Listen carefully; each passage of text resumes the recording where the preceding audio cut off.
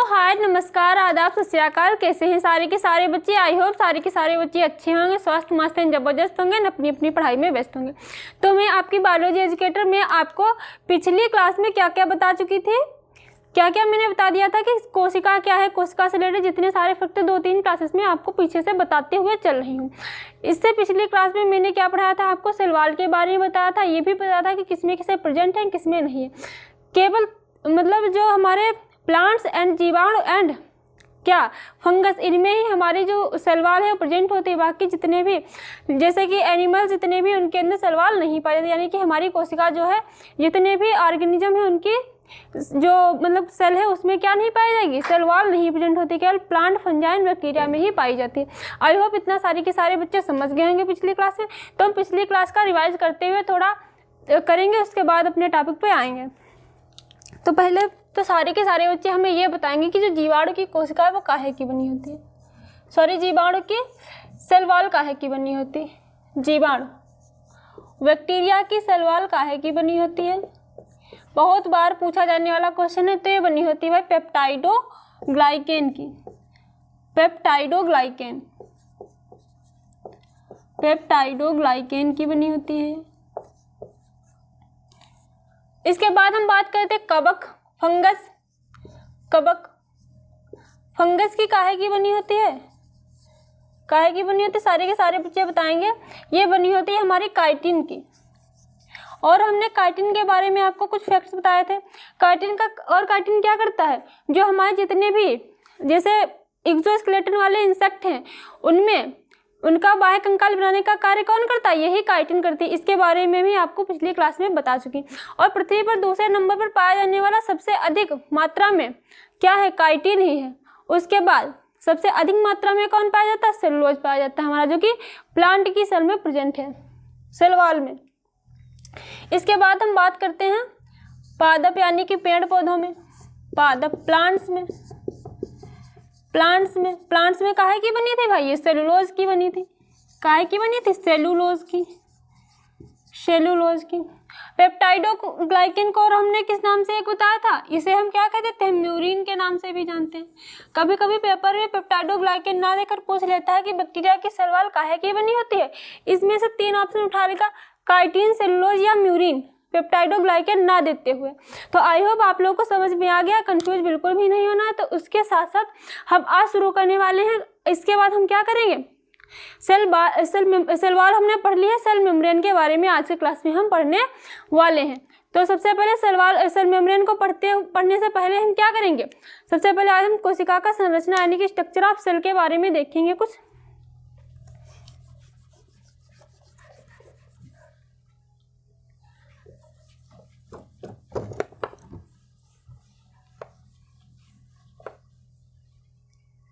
Structure of cell, कोशिका की संरचना, कोशिका की संरचना, structure of cell. Structure of cell. इसके बाद हम पढ़ने वाले क्या, सेल मेम्ब्रेन के बारे में, जो कि हमारी आउटर लेयर को कवर करती है, आउटर बाउंड्री होती है हमारे सेल की। जिसे किस नाम से जानते हैं, सेल मेम्ब्रेन या प्लाज्मा मेम्ब्रेन के नाम से भी जाना जाता है। तो सबसे पहले साथ के साथ सारे के सारे बच्चे सेल का स्ट्रक्चर बनाएंगे। ये हम बना रहे हैं प्लांट की सेल। इसके बाद हम देखेंगे बैक्टीरियल सेल को भी, प्लांट की सेल बना रहे हैं हम। ये क्या है, हमारी सेल मेम्ब्रेन है, ये इनर लेयर होती है प्लांट्स में। ये क्या हमारी सेल मेम्ब्रेन है, सेल मेम्ब्रेन हो गई है हमारी। इसके बाद एक आउटर मोस्ट कवरिंग क्या है प्लांट की, जिसे आउटर मोस्ट कवरिंग के नाम से जानते हैं, वो क्या हो जाती है हमारी सेल वॉल। ये हम जो ग्रीन कलर से बना रहे हैं क्या हमारी सेल वॉल है। सारे के सारे बच्चे बोर्ड पे कंसंट्रेट रहेंगे। ये क्या है, हमारी सेल वॉल हो गई। ये प्लांट्स की क्या कहलाती है, आउटर मोस्ट कवरिंग है, बाह्य आवरण है ये प्लांट्स कोशिका का, प्लांट सेल का। तो इतना बन गया। अब इसमें सेंटर में न्यूक्लियस, तो सेंटर में ही नहीं कहीं पर भी हम शो कर सकते हैं न्यूक्लियस को। तो ये हमारा हो गया न्यूक्लियस बीचों बीच में। क्या है ये? न्यूक्लियस है। न्यूक्लियस का फंक्शन कितने बच्चों को पता है? एक एक बार बताएंगे सारे के सारे बच्चे। न्यूक्लियस हो गया। न्यूक्लियस के चारों तरफ एक मेम्ब्रेन पाई जाती है, जिसे किस नाम से जानते हैं? किस नाम से जानते हैं? न्यूक्लियर मेम्ब्रेन के नाम से जाना जाता है। किस नाम से जानेंगे भाई? Nuclear membrane. ये है हमारा न्यूक्लियस। न्यूक्लियस हो गया। ये हो गई हमारी न्यूक्लियर मेम्ब्रेन। न्यूक्लियर मेम्ब्रेन ये हो गई हमारी न्यूक्लियर मेम्ब्रेन। और न्यूक्लियस के अंदर ही क्या है? हमारा जेनेटिक मटेरियल के रूप में क्या रहते हैं? डीएनए या क्रोमोसोम। इसके बाद हमारी इसमें प्लांट्स में एक और हमने बहुत ज़्यादा प्लांट और एनिमल सेल में डिफरेंस बताया था। इसमें क्या होती है? एक तो लार्ज वैक्यूल पाई जाती है, जो कि काफ़ी बड़ी होती है। लार्ज वैक्यूल प्रेजेंट होती है इसमें, लार्ज वैक्यूल प्रेजेंट रहेगी इसमें भाई। चलो इसको दूसरे कलर से बना दे रही हूँ।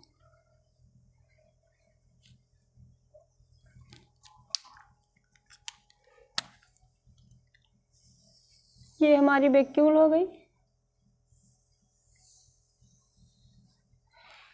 वैक्यूल ये हमारे यहाँ पे मैं आपको दिखा रही हूँ एंडोप्लाज्मिक रेटिकुलम। ये क्या हो जाएंगे? हमारे एंडोप्लाज्मिक रेटिकुलम हो जाएंगे, जिसको शॉर्ट फॉर्म में ER भी कह देते हैं, एंडोप्लाज्मिक रेटिकुलम। हिंदी में इसको कहते हैं अंतः प्रदत्त जालिका। हिंदी इंग्लिश वाले बच्चे कंफ्यूज नहीं होना है सॉरी। और हमारा ये हो गया है, नीचे की तरफ हम बना देंगे इसमें गोल्जी बॉडी, गोल्जी अपरेटिस या गोल्जी बॉडी। ये हो गया हमारा गोल्जी बॉडी। ये हो गए हमारे राइबोसोम। ये हो गए हमारे प्लास्टिड, क्लोरोप्लास्ट हो गए ये सारी हमारे, क्लोरोप्लास्ट।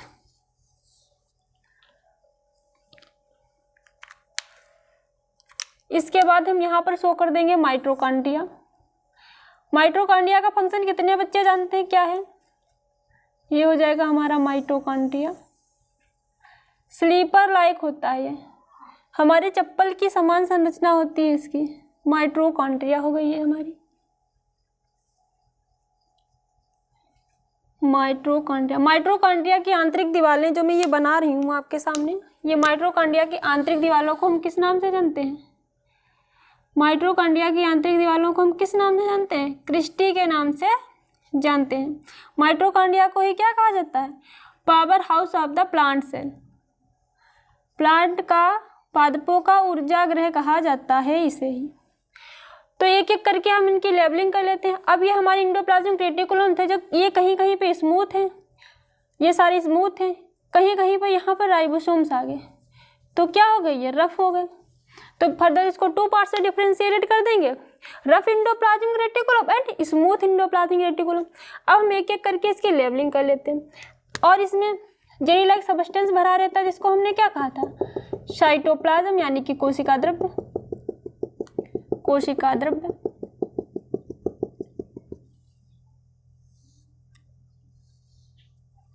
क्या कहा था? कोशिका द्रव्य। इसकी लेबलिंग कर लेंगे।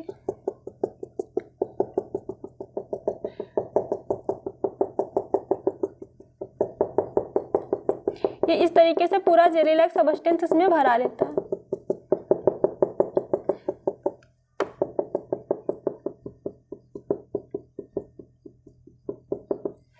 ठीक, अब हम इसकी एक एक करके लेबलिंग कर लेते हैं। जैसे कि हमारी आउटर मोस्ट कवरिंग क्या है भाई? इसको हमने क्या नाम दिया था? Cell wall. क्या है ये हमारी शेल वॉल?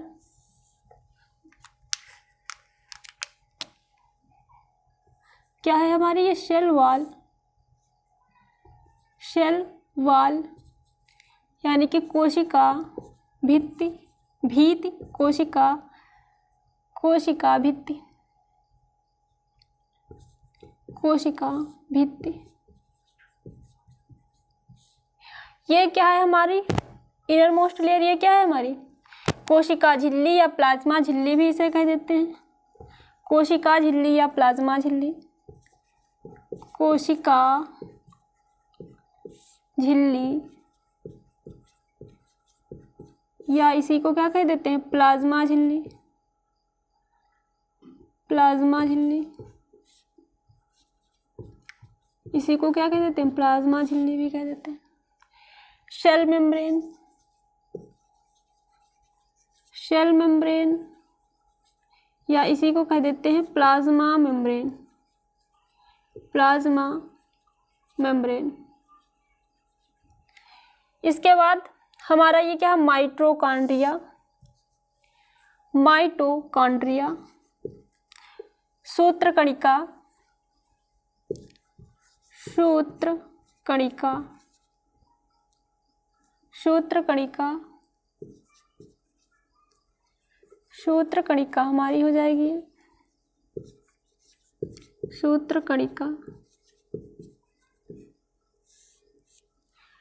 माइटोकॉन्ड्रिया, माइटोकॉन्ड्रिया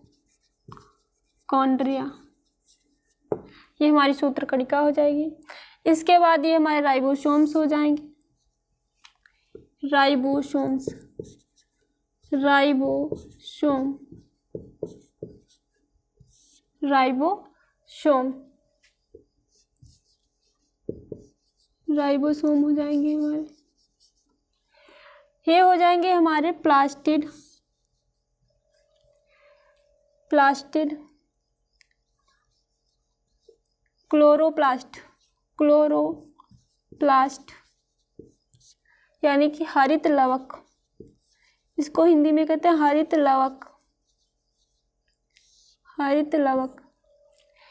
इसके बाद ये हो जाएगा हमारा गोल्जी कॉइल,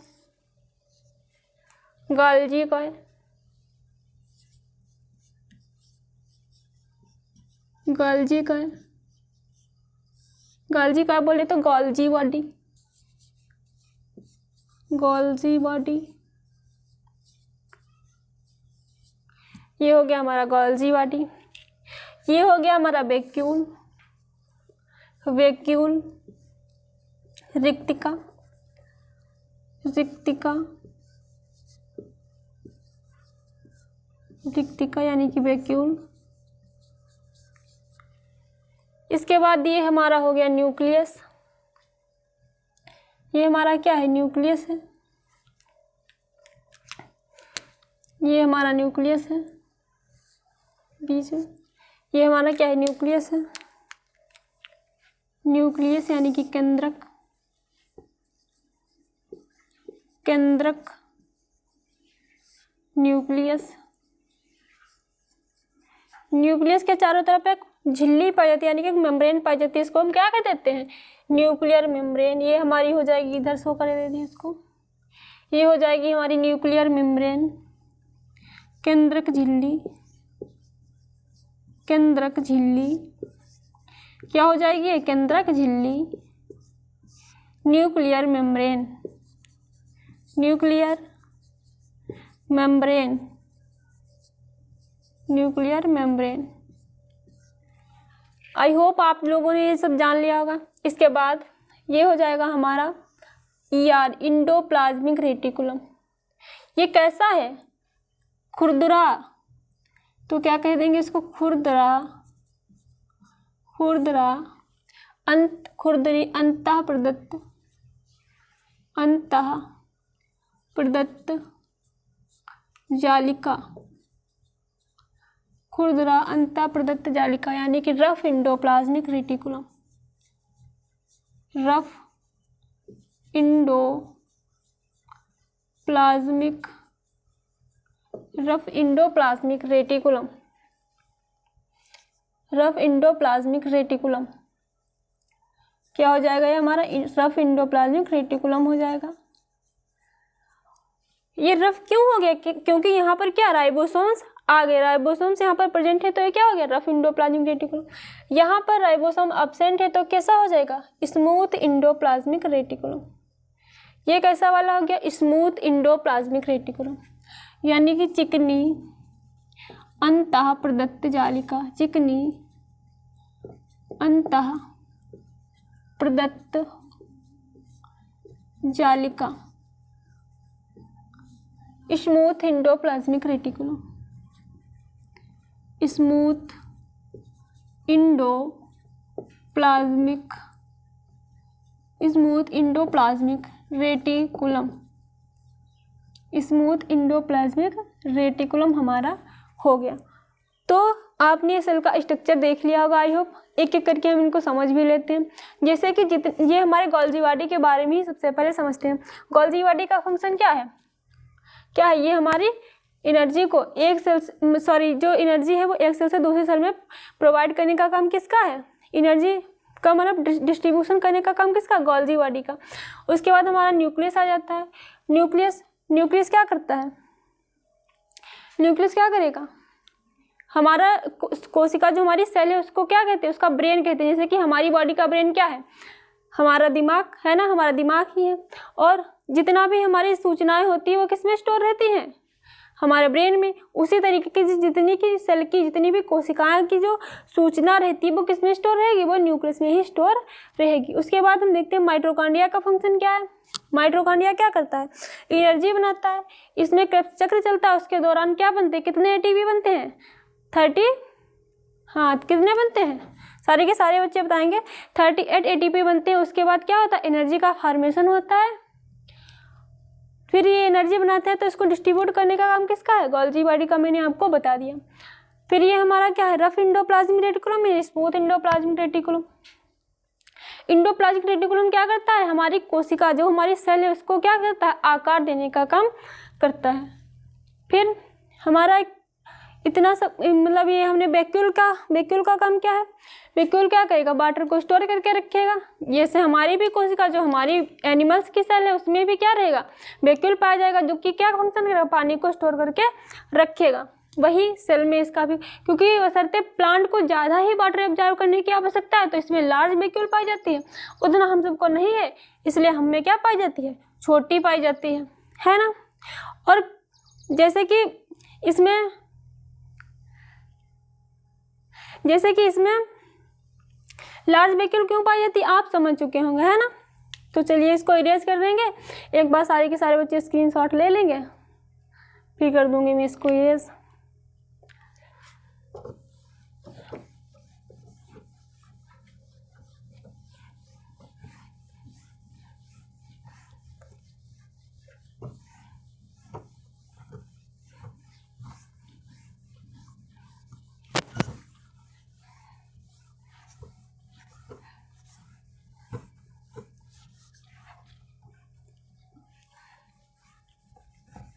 फिर हम पढ़ने वाले हैं किसके बारे में, सेल मेम्ब्रेन के बारे में। सेल वॉल के बारे में हमने पिछली क्लास में पढ़ लिया था,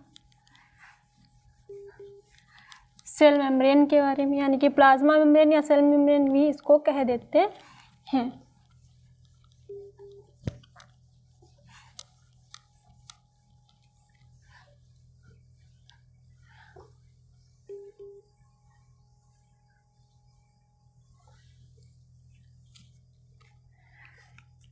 तो सबसे पहले सेल मेम्ब्रेन की बात कर लेते हैं। सेल मेम्ब्रेन कोशिका झिल्ली, कोशिका झिल्ली, कोशिका झिल्ली। तो सबसे पहले यही देख लेते हैं कि कोशिका झिल्ली या सेल मेम्ब्रेन, और इसी को क्या कहते हैं, इसका दूसरा नाम क्या है, प्लाज्मा झिल्ली। प्लाज्मा झिल्ली या प्लाज्मा मेम्ब्रेन, प्लाज्मा झिल्ली या फिर प्लाज्मा झिल्ली या फिर सेल मेम्ब्रेन, या इसको ही क्या कहते हैं, प्लाज्मा मेम्ब्रेन। प्लाज्मा मेम्ब्रेन क्या है हमारी प्लाज्मा मेम्ब्रेन। तो सबसे पहले इसकी खोज ही देख लेते हैं, किसने की थी डिस्कवरी, खोज सेल मेम्ब्रेन या प्लाज्मा मेम्ब्रेन की डिस्कवरी किसने की थी? रॉबर्ट हुक ने।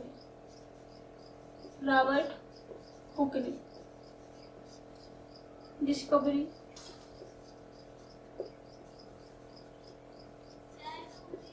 किसने की थी? रॉबर्ट हुक ने। रॉबर्ट हुक ने। इसके बाद एक साइंटिस्ट आया। अब एक बात आती है कि जो सेल मेम्ब्रेन शब्द किसने दिया था, प्लाज्मा मेम्ब्रेन शब्द किसने दिया था? तो एक बार देख लेते हैं। Cell membrane, term cell membrane, कोशिका झिल्ली शब्द, कोशिका झिल्ली, कोशिका झिल्ली शब्द किसने दिया था? तो ये हमारे दो साइंटिस्ट थे, क्रेमर एंड नगेली। कौन थे हमारे? Cramer and नगेली।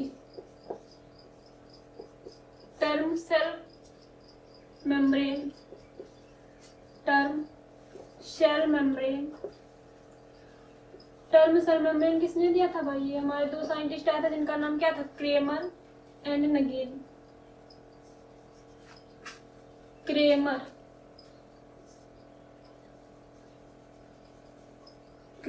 And Nageli. फिर इसके बाद बात आती है कि प्लाज्मा झिल्ली शब्द किसने दिया था? प्लाज्मा मेम्ब्रेन शब्द किसने दिया था? प्लाज्मा झिल्ली, प्लाज्मा झिल्ली या फिर इसी को क्या कहते हैं? प्लाज्मा मेम्ब्रेन इंग्लिश में। प्लाज्मा मेम्ब्रेन किसने कहा था भाई इसे प्लाज्मा मेम्ब्रेन? तो वो हमारे थे जे.क्यू. फ्लोबे। जे.क्यू. फ्लोबे, जे.क्यू. फ्लोबे। प्लाज्मा मेम्ब्रेन किसने दिया था? जे.क्यू. फ्लोवेन।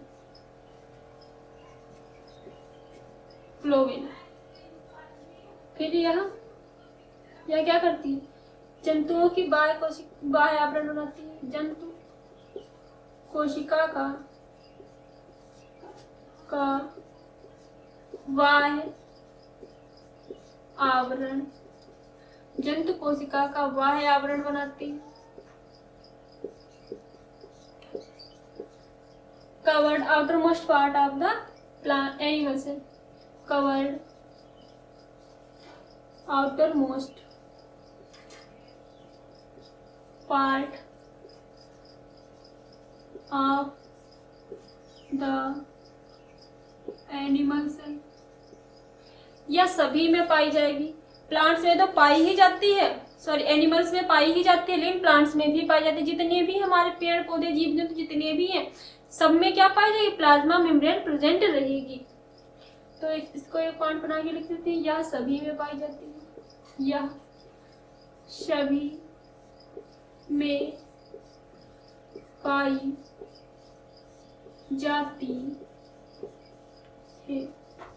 It is found all cells, found in all cell, सभी की कोशिकाओं में पाई जाती है। सभी की कोशिकाओं में पाई जाती है। तो आई होप इतना सारे बच्चे समझ के हुए का इसको क्विक रिवीजन करते हैं। तो रॉबर्ट हुक ने खोज की थी भाई, इसकी डिस्कवरी किसने की थी? रॉबर्ट हुक ने की थी। फिर हम बात करते हैं कोशिका झिल्ली शब्द किसने दिया था? यहाँ पे कंफ्यूज होने वाला है भाई बच्चों, एक बात ध्यान रखना है कि अगर आपसे पेपर में पूछता है कि कोशिका झिल्ली शब्द किसने दिया था, यानी कि सेल मेम्ब्रेन शब्द यानी कि टर्म किसने दिया था, वो कौन थे? हमारे क्रेमर एंड नगेली थे। फिर वहीं आपसे घुमा के क्वेश्चन पूछेगा पेपर में कि कोशिका झिल्ली ना पूछकर वो क्या पूछेगा? प्लाज्मा झिल्ली यानी कि प्लाज्मा मेम्ब्रेन शब्द किसने दिया था? टर्म किसने दिया था? तो भाई किसने दिया था? हमारा जे.क्यू. फ्लोबे साहब ने दिया था। आई होप सारे के सारे बच्चे इतना समझ गए होंगे। मैं इसको इरेज करते हुए आगे चलती हूँ।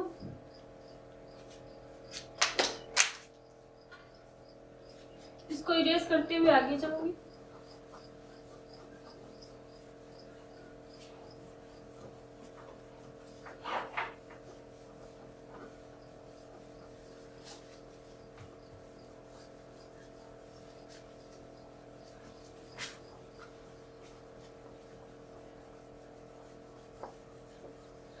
तो और इसका काम क्या है भाई?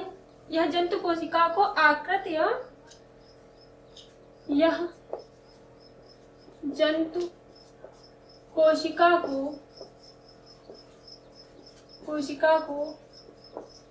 आकृति एवं सुरक्षा प्रदान करती है। सुरक्षा प्रदान करती है। Provide safe and protection